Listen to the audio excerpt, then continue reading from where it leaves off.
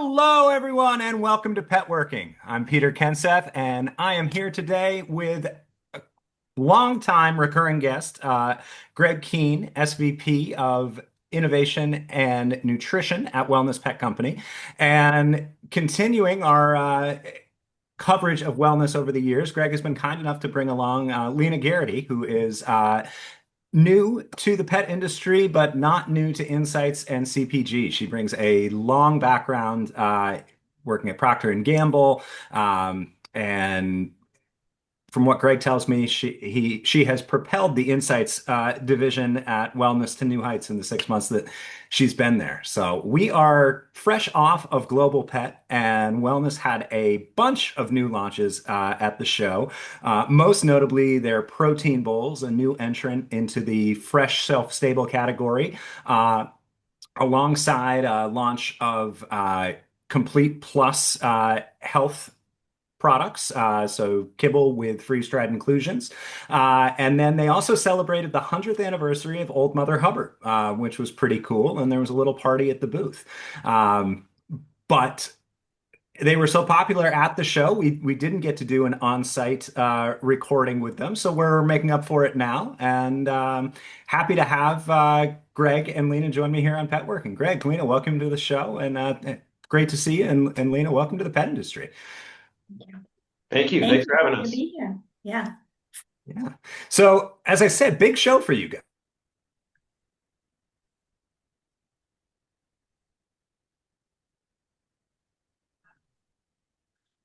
I think there was actually Dog Chow was also celebrating its 100th anniversary at Global Pet. So that was cool to see. And then you had the launch of the protein bowls and the complete health. But why don't we start with the protein bowls? Because I thought I had a chance to sample some and give them to Peony, and she loves them. I've been a big fan of fresh shelf stable, or Greg, as you were saying, ready to eat fresh. For a long time, but she has devoured the samples that you were kind enough to provide, and it seems like you guys are having a lot of success with that product. So, talk to us a little bit, about the genesis. I know you guys a few years back had made an entrance into the fresh frozen market and then pulled away from that. This is sort of a re-entry, and talk to us a little bit about how you got here and how it's gone. Yeah, absolutely. So for a long time, like anyone else in the industry, we've seen the gravitational pull towards products that are they're less processed, more real feeling, smelling, that also taste great for consumers. So we did enter the fresh market a few years ago. The product was fantastic. It really fed incredibly and had a lot of great attributes. There was just a lot of some headwinds in the industry at the time, mostly really around really the spend element from a consumer standpoint.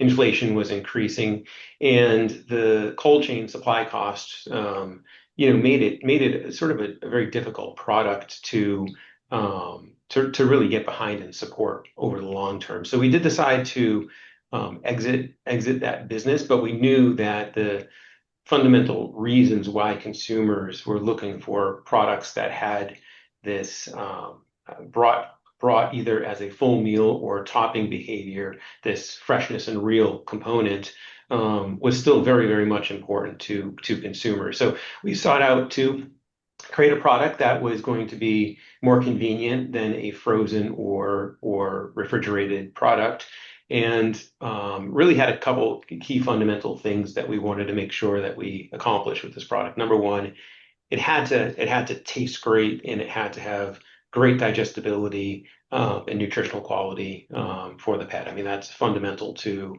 everything that wellness really produces. But we also wanted this to be a product that didn't feel like in the end it's a wet product, and consumer experience around wet products are that they're not really sure what they're looking at, smelling, and giving their dog. There's some element of mystery, and and faith that what they're scooping for their dog is going to be, great and healthy and something that they would actually endorse. So we are very fortunate here at Wellness to have someone on our product development team who's a very experienced product developer, but also graduated from the Culinary Institute of America and worked as a chef. So he has this amazing background as both a chef and then a pet food product developer. And as we sought to create these products, we really wanted to make sure that the products smelled amazing to the consumer and looked amazing.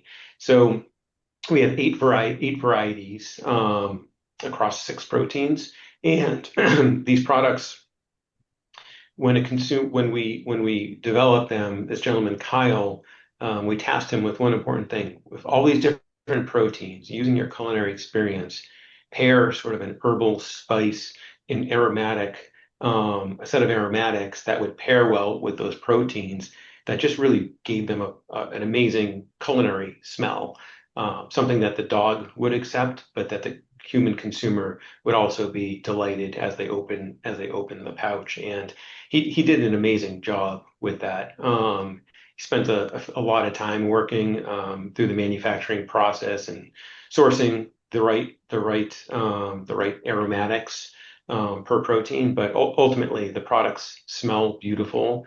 And then from a visual standpoint, they really stand out in terms of just the vegetable inclusions, and just the freshness that those ingredients bring to the product. So from a consumer standpoint, they're going to feel really, really good about feeding it, and the pet the pets love it. I mean, all of our palatability testing has just proven out that dogs. My two dogs, they're standing on both hind legs, doing their little dance. The second I walk into the room where I keep their pet food, knowing that they're going to be fed this product. So the from a fulfillment experience as a consumer, I feel amazing, and that's the feedback that we've since gotten on the product. Yeah, no, I can attest. They smell great. And they're all nicely blended with rice. You have a variety of proteins to choose from. I think I tried the salmon and whitefish. There was a turkey one, a chicken one, lamb, beef. That's five proteins. So I'm missing one of the proteins that you Duck. have. Oh, duck. Yes, I think I did try the duck too. Yeah, I mean, great assortment. And yeah, I mean, there is no, it's appealing both from a dog's perspective. Peony, she's 11 and a half, so she's a pickier eater. I have to rotate her food a lot, but she, no problem chowing that down. And it's great for me personally because I think anybody who has a senior dog knows that as they get older, they get a little bit, the excitement around mealtime isn't what it once was. And so anything you can do, whether you have a younger dog or an older dog, to be able to have that experience, to feel like you're providing something good is fantastic. Um, the and it's really cool that you have, the culinary, the CIA experience there. I mean, we did an episode back, I want to say like a year and a half ago, with Caroline Artis, who was a famous chef. She operated one of the highest rated restaurants in Heathrow Airport. And then moved to LA, and now she does bespoke culinary meals for celebrity pets in the Los Angeles area, and she comes and does like a full week of. But obviously, not everybody can afford that, and that's one thing I do want to touch on with your product is you're getting I think you guys are very strategic. It's $4.99 on the shelf, for a pouch in stores, if I'm not mistaken. Correct me if I'm wrong. Yeah. And you also mentioned the distribution challenges that you had previously experienced with your fresh frozen product. We saw a lot at Global Pet with brands that did not have their fresh product there because of challenges with cold chain distribution, that it's only available through Chewy, that they're still trying to figure out how to get it to stores, get it in stores. Uh, Champion launched with their fresh prey, fresh frozen. They said they limited the launch to Petco because they didn't want, they still had distribution challenges to work out. You guys have sidestepped all of that by moving to this ready to eat, fresh shelf stable that looks amazing, smells amazing, is affordable. I mean, obviously, for a larger dog, you probably can't make it the entirety of their diet, but paying, $4.99 to add it as a topper, I think that is within reach for a lot of people. And you you mentioned too, Greg, that for a lot of people, they don't really know what they're giving when they're giving a dog wet dog food, right? Obviously, there's great palatability with wet. There's, it's aromatically enticing, but if you're just pouring something out of a can, um, maybe there isn't that same pride as what you're doing with a fresh shelf stable product. But we have heard, people are getting somewhat confused with the fresh shelf stable category of, what is the difference between this and traditional wet food? Can you help educate us on that a bit? Yeah, I mean, absolutely. I think the really main difference, at least in this product for protein bowls, is really the recipe approach. Our goal with this particular product was to um, humanize it with as many human cues as possible. Again, on the aroma, I think traditional wet pet food hadn't really sought to the main consumer at the end of that purchase was the dog, which we know the dog enjoys and eats and consumes. These products, the formulation approach, just very different in terms of, again, those aroma and visual cues that and whole protein as the first ingredient in this product. It looks like real food. So we sought to develop really human looking, feeling, smelling food, but with dog nutrition, as our primary goal from a nutrition standpoint. So it's really how we approach the formulation from how we handle the ingredients and the amount of visual cues that we included in the product. But I'd say the other thing we wanted to do from a consumer experience was also make sure it's in a package and form that's very um, easy for the consumer to use, whether they're topping or adding as a full meal. And that's why we decided to go with a pouch that's resealable. Out of any project that we've done over the past few years, we spent a lot of time and effort understanding the consumer response to this product, and we put these products through home use testing protocols. So we knew exactly how the consumer was going to react, and I don't know, Lina could probably give a better overview than myself about sort of how we went about that testing with consumers and some of the feedback. But um, Yeah, I think folks would love to hear. I mean, just for, one, Greg, like how long did it take you guys to get this to market with eight different varieties? And, how talk us through the evolution and feel free to jump in, with where that, in-home testing and consumer insights component comes in the product development process. Yeah, sure. So, while I've only been here 6 months, I've dug back into the research, and I think it was easily 2 years of development. Greg, you can jump yeah, in and correct, but the work really started very early on to understand the landscape. What are people looking for? What are their pain points currently with frozen foods as well as with kind of traditional canned foods? And where does this have a right to play, and how can we delight people when they're using it, plus deliver on everything their pet wants and needs? So it was very much initial understanding of what's the landscape out there look like, where do we think the trends are taking the category, and then we went into talking to consumers both qualitatively, kind of more in depth, one-on-one type of conversations, as well as quantitatively. And we assess different ways in essentially that wellness could deliver to consumers to figure out what's most appealing to them. And then once we had an understanding of that and the product development team did their amazing job developing the products, we wanted to make sure that the usage experience really delivers in everything we were promising.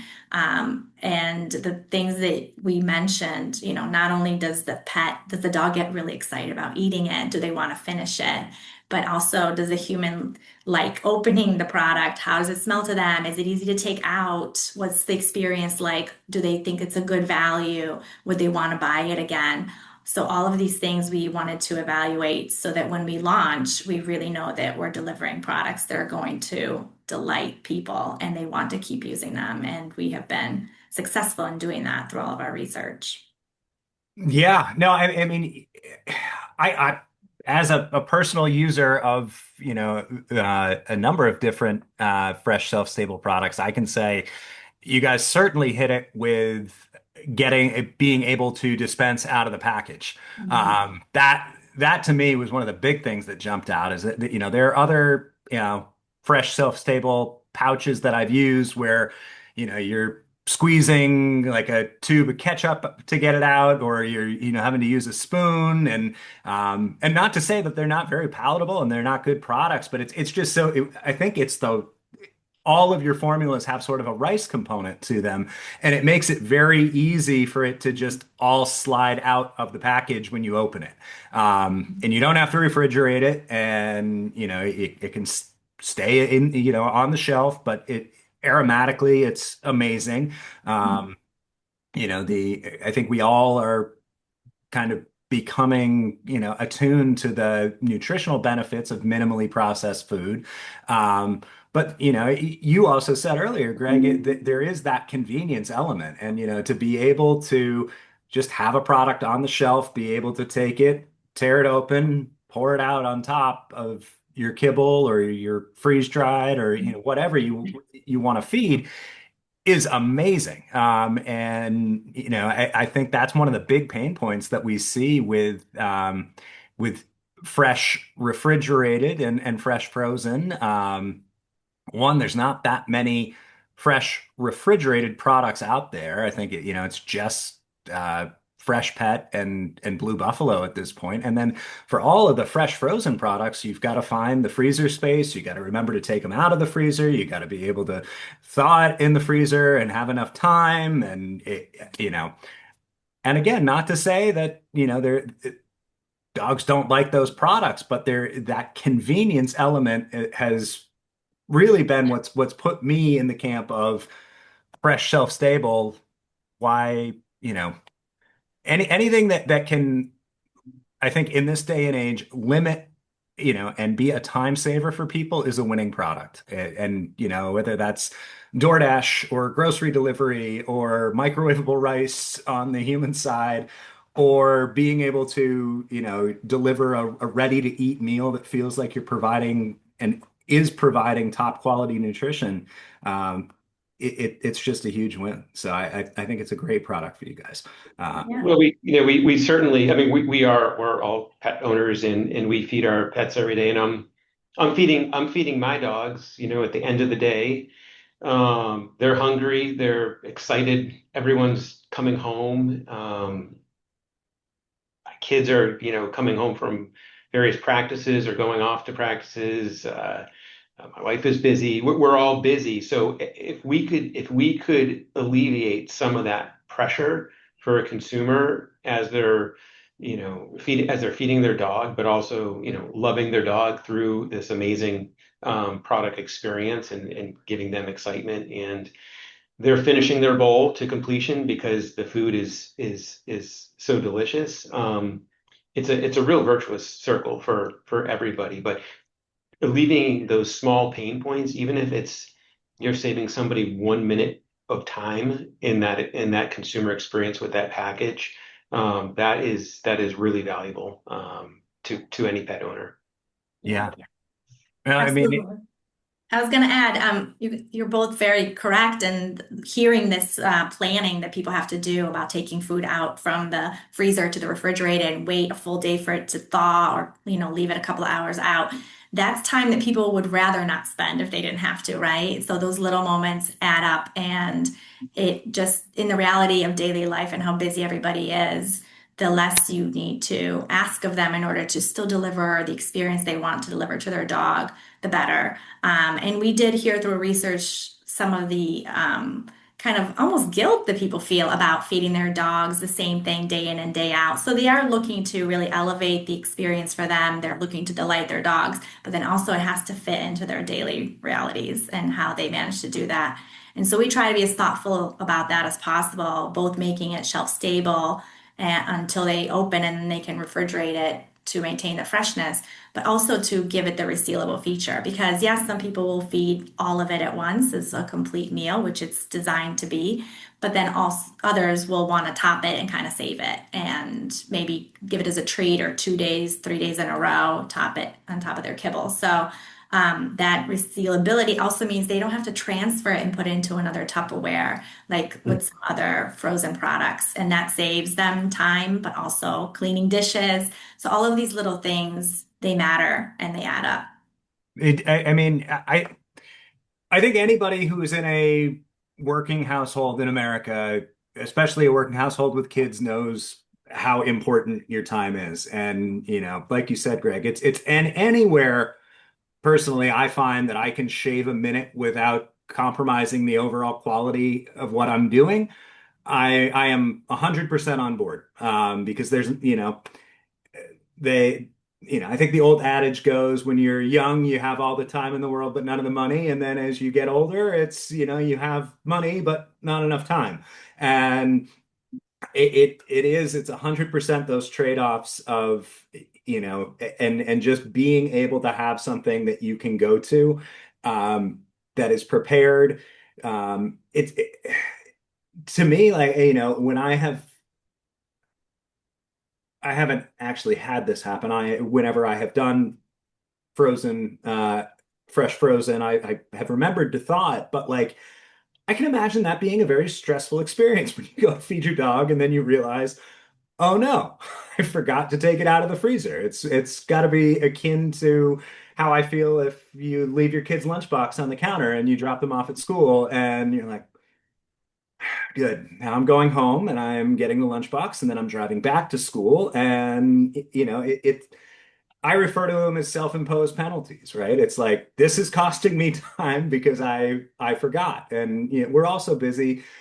We're gonna have things that we forget. So, where you can minimize that stress, I think it is such a huge win that you can deliver to people. The other piece that I wanted to talk to you guys about, and we mentioned it a little earlier, is you opted, I think your pack size is 6 ounces at $4.99 versus a lot of the competing shelf-stable products in the market is a larger pack size but more expensive.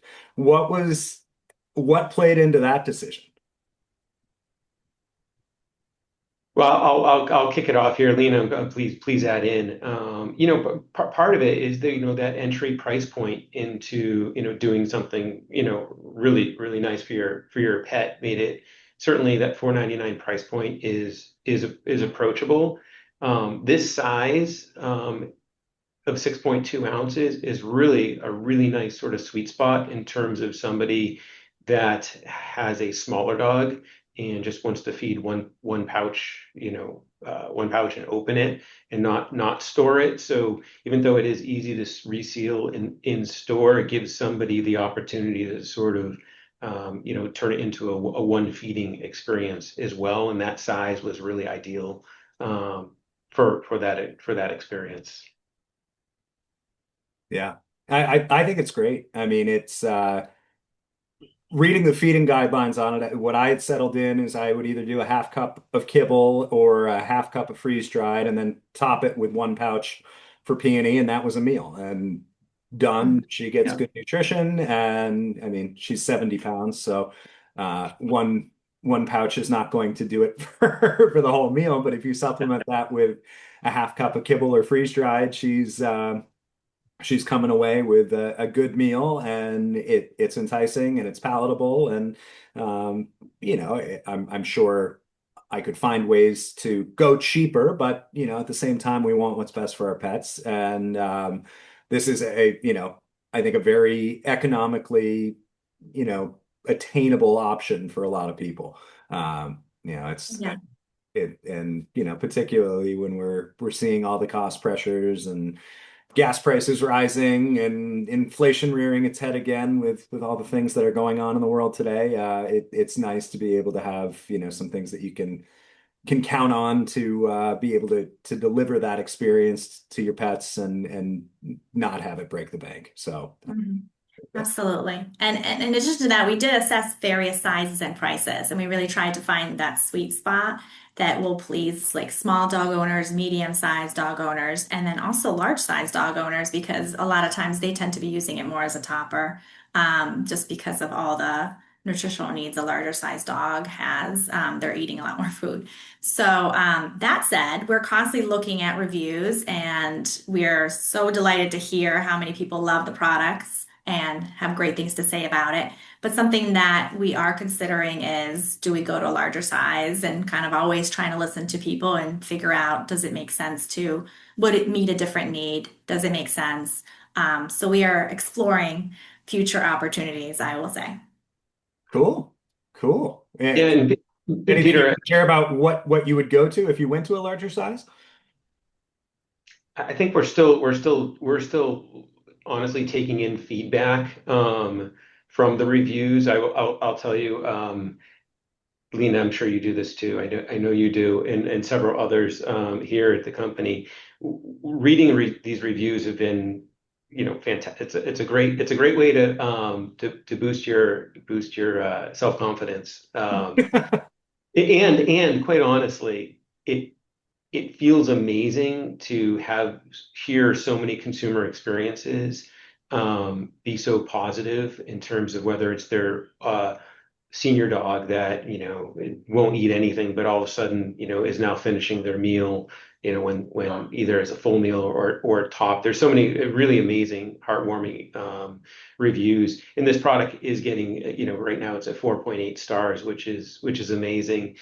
But some of that feedback is around, oh, I wish you had it in a larger size. I have a larger dog. I would feed it, I would feed, more of it, if it was in a larger size, or I have two dogs and I'd rather just open one pouch. So we're assessing all of that as we take in the feedback. So we don't know. But I don't want to. I talked a little bit about it before. I don't want to miss the nutrition part of this product because there is zero compromise on this product. We've invested a lot into ensuring that this product could stand up to any product from a nutritional standpoint. We're not meeting minimum AFCO nutrient profiles here. And we test out all of our products for full AFCO nutrient profiles. We've performed digestibility testing. We kind of knew the answer on palatability, but we've tested it, as a meal and as a top product and had fantastic results. But nutritionally, there is no compromise on this product. So not only does it smell, look, taste great, it is a truly fully complete and balanced product that consumers will do and will feel good about feeding. Yeah, I mean, I know you and I have talked a lot in the past, Greg. We did a whole episode on you on the retesting and AFCO testing to make sure that were able to deliver that message to the vet audience. So, I think when it comes to the wellness brand, nobody doubts that. But anything, you mentioned, how far this surpasses. Is there anything, relative to the minimally processed nature that's setting it apart? Do you feel like this gives you any additional ability to market into the vet channel? I know when we talked in the past about redoing the AFCO testing for all your existing product lines, it was really more about playing to a draw and making sure that, you weren't going to lose customers in the vet's office. Do you feel like that's something you can get into more here as vets kind of come around to this idea of minimally processed nutrition? I don't want to say being therapeutically beneficial, but having that, you know, scientifically proven nutritional benefit. The good news is, and Lena, your team just fielded this research, but we do have we are veterinary, our wellness products in general, and this protein bowls as well was put in front of um, um, veterinarians for review and basically an appraisal of would you recommend this product? And I forget the number, 98 or 9, it was a very high 90s number, percentage endorsed and said, yes, I would absolutely recommend this product. We're not selling it into vet clinics, certainly, but in terms of their review of the product, it got an extremely high endorsement from the veterinary community. Is that something we'll be seeing on the label anytime soon, It, or? it is. We do put veterinarian recommended on the package Okay. today. Yeah, that was I didn't notice that when I was sampling it. I'll have to go back and look. But it was a big thing I noticed at the show is that there's a lot of, emphasis on that vet recommended, vet formulated labeling. And I don't know your thoughts, but to me, I sort of see that as the next frontier for your non-therapeutic pet nutrition brands is,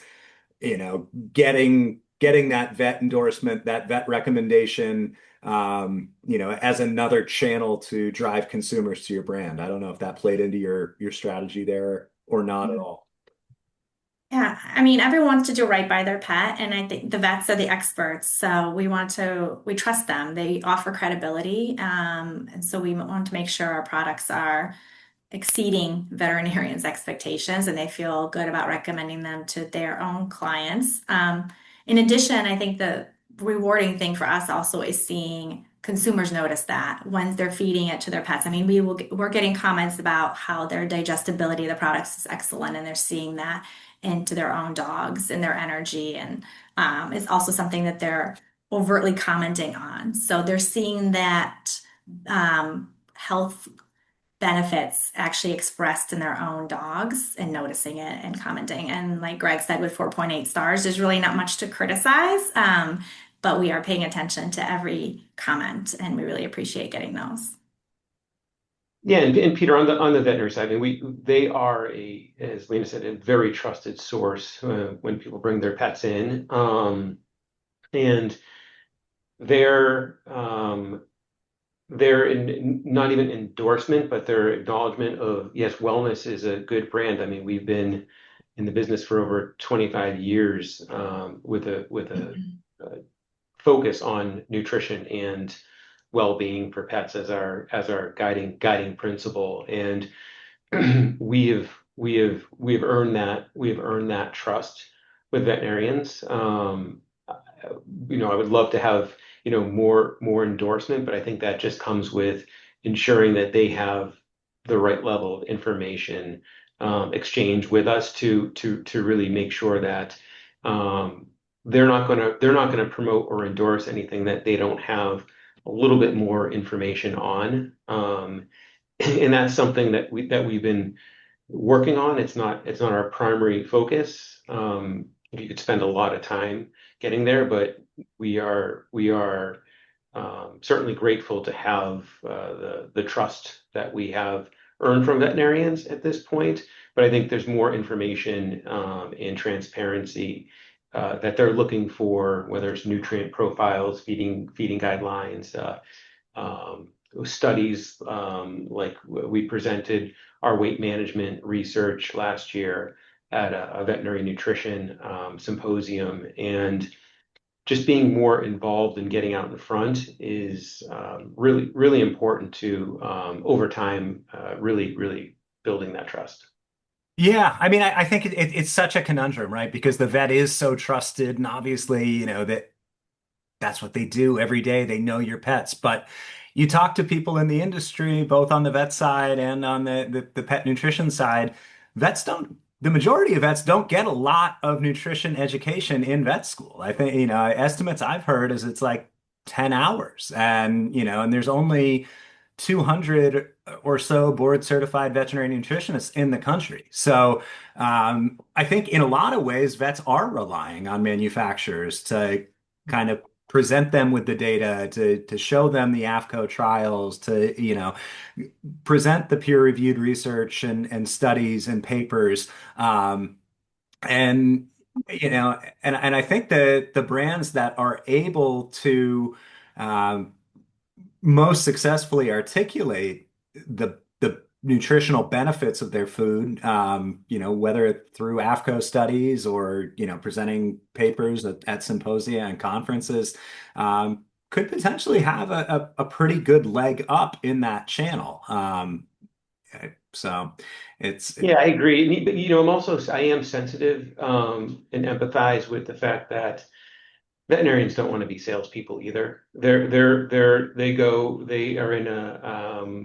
in a line of work that they love because they love pets and they are really, really busy. And doing amazing work for, on behalf of people's pets who need treatment or are ill. So it's a it's a it's a it's a it's a balance in terms of what we're expecting and asking vets to do on top of what they're already being asked to do.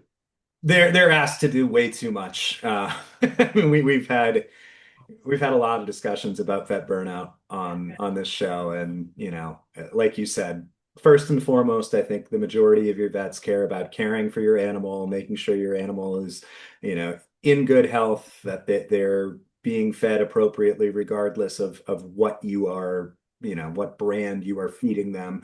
But then they're also asked to, if they're independent, they're managing practice finances, they're having to have financial discussions with pet parents every day. They're having, to perform difficult procedures. If a pet parent can't afford a given treatment, they have to have that discussion. And, in way too many cases, have to resort to economic euthanasia, which we're attempting to address with the Pet Working Angel Fund. But yeah, I fully respect that I think you're absolutely right. They don't want to be salespeople, but at the same time, I think, providing that resource to make it easy for them to get the nutrition information that they're not getting in vet school in a lot of cases is really valuable, and ultimately just benefits the whole ecosystem, because if you don't have good nutrition, that's sort of the pillar that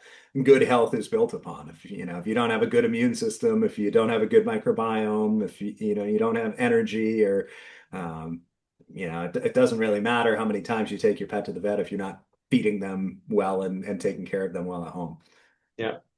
Well, speaking of vets, and one of the reasons people bring their pets to vets are often sort of digestive upset, and back to bringing it back to protein bowls. One of the things that this product was designed around was you don't need to transition. You could use it, cold turkey.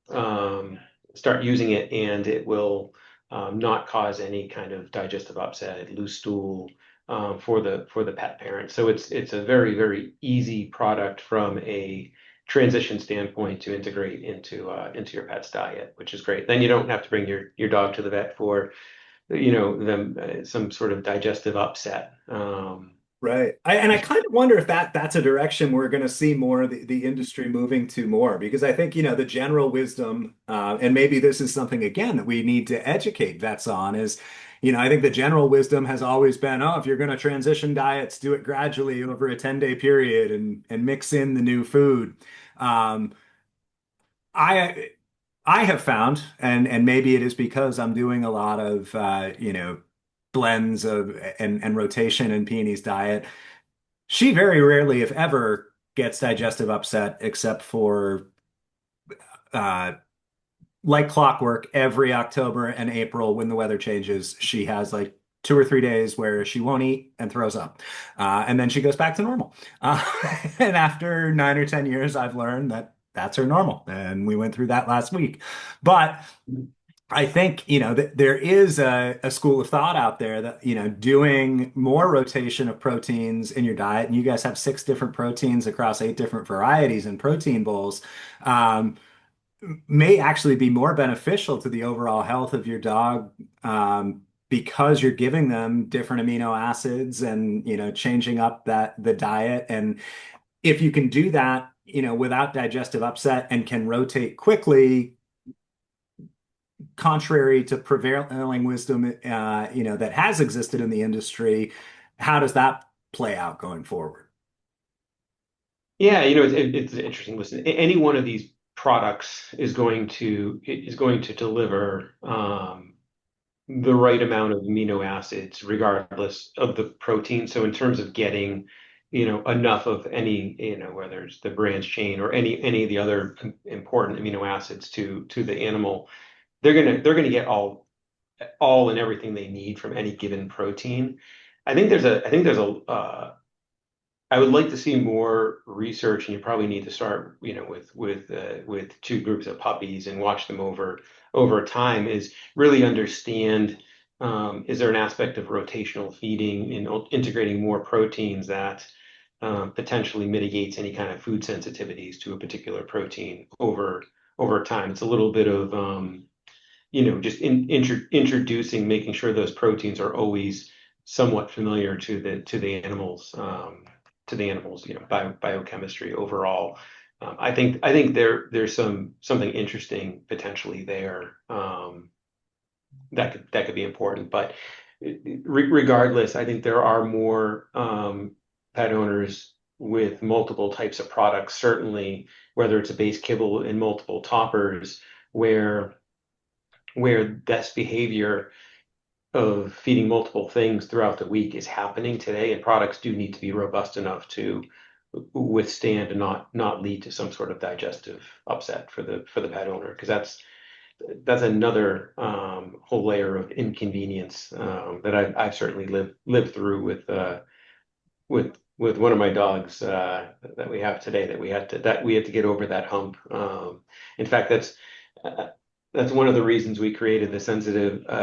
One of the main reasons that we formulated and created the sensitive skin and stomach diet was my dog Arlo, that needed a kibble that was just going to withstand his digestive system.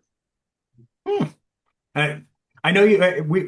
I feel like I didn't know that part of the story. I know frequently when we have talked over the last few years, you have mentioned your love for that product, but that I did not realize that it was developed out of a family connection. So that's very cool. Yeah, I Uh, mean, I hate to make it so personal, but yeah, that poor little guy had so many issues digestively, and they're solved now, thanks to that product. But I was determined to have a diet that under the wellness platform that would solve I would say, the most egregious of digestive upsets, and and you have personal proof that it works. Lena, I want to ask you, in the, you mentioned in the consumer testing and the insights testing, you saw sort of a affinity for people being able to, or guilt for people feeding their dogs the same thing every day. Did you, in your experience, was it more of an emotional, I switch my diet, so I like the ability to switch my pet's diet, or did people lean into any perceived health benefits with like being able to switch up proteins? It was more the former, but both are present, absolutely. I think they're with the humanization of pets, and we assume that what we like, our pets will like as well. And I would hear people say, I would want to eat the same thing every single day. Why do I think they would? And then they also notice that when they change it up, especially if it's something that's very palatable, their dog gets very excited. That is kind of a feedback loop for the owner to say, okay, yes, my dog loves it when I change things up to them to something that's a little bit different, a little bit more palatable, smells better, looks more real.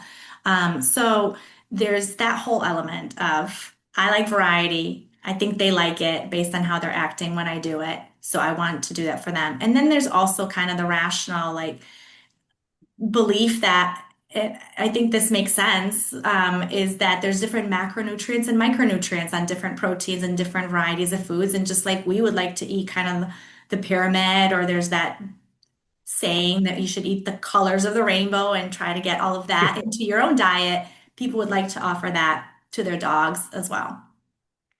Yeah. No, I think it's super cool, and it it's not. I mean, I love being able to switch things up, and again, I've kind of had to come into that school of thought as Peenie's gotten older because you know I often say she's the first and only dog I've ever had, so pretty much I've learned as I've gone over the last 9+ years, but. I remember when I first got her, it was very strict of like, don't switch, find something she likes and don't ever switch her diet. But we're kind of coming into this new era of, oh no, it's good to switch and, give them different toppers and um, if you want to switch food forms and this and that. And I haven't seen any digestive ill effects. And I think if anything, like you said, it probably only makes her healthier because of the macro and micronutrient profiles. But My expert take on it is I think rotation is great as long as it's within the wellness brand. that's a good plug. I like it. I like it. It's that's very fair. And if you're giving them, 8 different options with protein bowls plus your whole No array reason to go anywhere of else. kibbles, for sure. Um, no, I mean, we love what you guys do. I mean, it one of the things I do love about going to Global Pet and Super Zoo. I know I said earlier before we got on camera, one of the hardest things I find there is that it's so busy and it's such an action-packed 3 days that you don't have time to talk to everybody as much as you'd like. So I love the fact that we were able to do this episode and sit down and chat. But it is so cool, I really think one of the things that makes pet such a special industry to work in is that everybody is driven by this love of making life better for their pets and better for everybody else's pets by extension. And to me, there's nothing more heartwarming than, and you see the story a lot, whether it's a small startup or somebody working as the SVP of innovation and nutrition, but coming up with a diet to meet their pets' needs. It's a very common story in the industry, but it's one that hits me every time because it boils it down to what has driven me and my work in the industry in the last 9 years. It got a lot more personal once I had my own dog to apply it to. It is it you know we need we need people like you out there developing diets to make life better for our pets. And it's cool to see that it's born from a place of love and it's backed by science and a lot of research as well. So Yeah. uh, Couldn't thanks for agree the great work. more. Yeah, we honestly, and Lena, I'm sure you feel this way since you've started, but it's such a great industry, and I was just talking to some other my daughter's parent friends of her parents last night is they were asking me about my work and so on, and I say this to people all the time, in close to 25 years, I've really never had a Sunday that I was upset I'm going to work on Monday. Yeah. It's just that enjoyable. It's an easy why, right? I Yeah. mean, it comes back to, you know, you love them like family, they are family. 90% of this country, 92%, I think. Lena, if you have better insights than I do, please correct me, but thinks of their pet as a member of the family, and we just keep working and moving, the ecosystem forward to further humanize and make life better for them. But I think it's all worthwhile because they make life so much better for us. So uh, it's a really fun industry to work in, and hopefully you have seen that in the 6 months that you've been at Wellness, Lena. Yes, I definitely have. It gives a lot of meaning to our work. And like Greg said, it's extremely enjoyable, extremely fun. And when we put our heart and soul into a product and then we hear from people about the difference it's made in their lives and their pets' lives, it's just incredibly rewarding. Yeah. Well, it's really cool, and I'm sorry we didn't get to do an on-site interview at Global, but I think we did a good job capturing the energy here today, and hopefully give people a little bit deeper look into protein bowls than we would have been able to do in a 5-minute clip at your booth. So. Thank you guys so much for joining me today. Always a pleasure to have you on, and I look forward to being in touch. And on behalf of Greg and Lina, everybody, this is Peter Kenseth with Pet Working. Thanks for taking the time to listen, and we'll talk to you again soon.